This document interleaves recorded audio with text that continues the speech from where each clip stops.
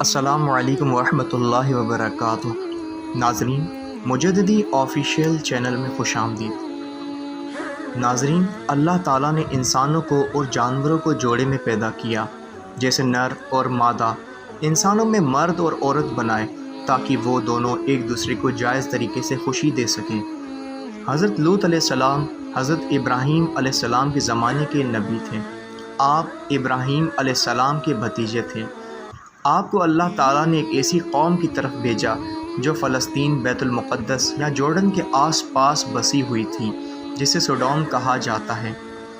یہ سرزمین سرسبز و شاداب تھی اور یہاں پر ہر طرح کا اناج اور پھلوں کی کثرت تھی۔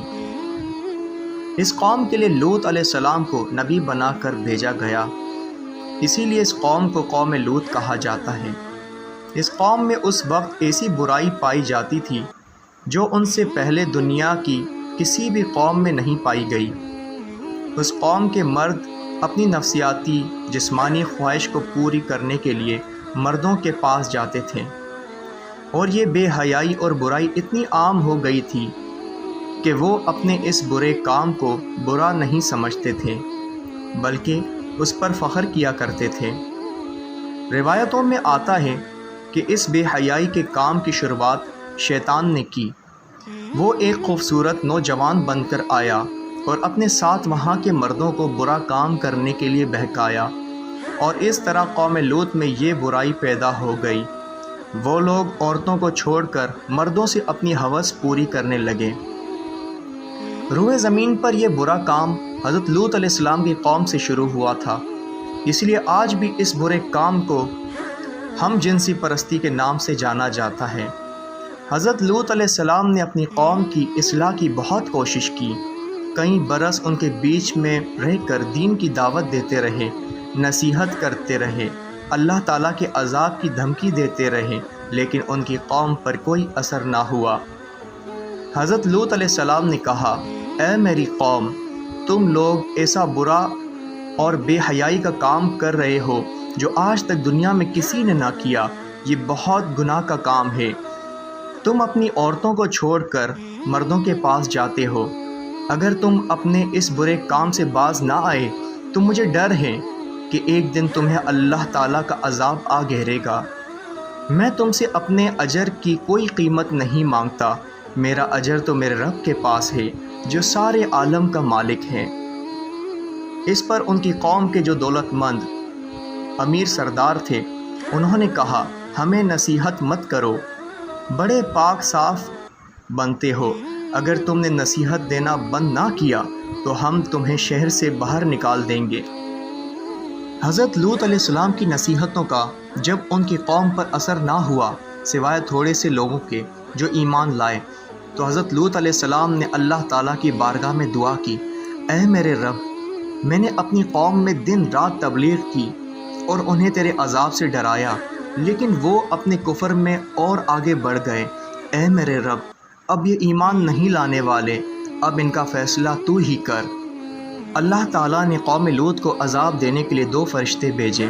دونوں فرشتے جب نازل ہوئے تو پہلے حضرت ابراہیم علیہ السلام کے پاس پہنچے، پھر فرشتے شام ہونے سے پہلے حضرت لوط علیہ السلام کے پاس خوبصورت نوجوان کی شکل میں پہنچے۔ وہ ان کے یہاں مہمان بن کر آئے۔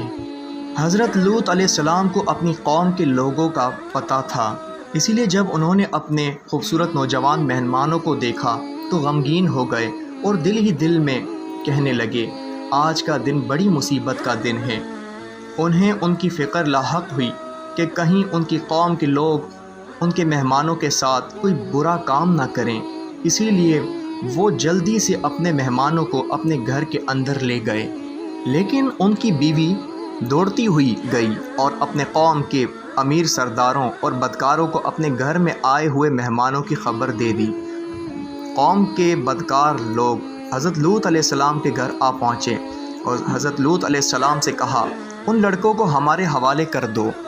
حضرت لوط علیہ السلام نے کہا، یہ میرے مہمان ہیں، میں ان کو ہرگز تم لوگوں کے حوالے نہیں کروں گا، تمہیں اللہ تعالیٰ کا واسطہ ہے، میرے مہمانوں کے سامنے مجھے ذلیل، بے عزت اور رسوا نہ کرو۔ کیا تم میں سے کوئی بھی بھلا آدمی نہیں ہے اور قوم کی عورتوں کی طرف اشارہ کرتے ہوئے کہا، یہ قوم کی بیٹیاں ہیں، تم ان سے نکاح کر لو اور اپنی نفسیاتی جسمانی خواہشات کو ان سے پورا کر لو۔ لیکن ان کی قوم کے لوگ نہیں مانے اور کہا، تم اچھی طرح جانتے ہو کہ ہم کیا چاہتے ہیں، ہم تمہیں کل صبح تک کی مہلت دیتے ہیں، کل صبح کے بعد تم ہمیں روک نہ پاؤ گے۔ یہ کہہ کر وہ لوگ چلے گئے۔ اپنی بے بسی پر حضرت لوط علیہ السلام کی آنکھوں میں آنسو آ گئے۔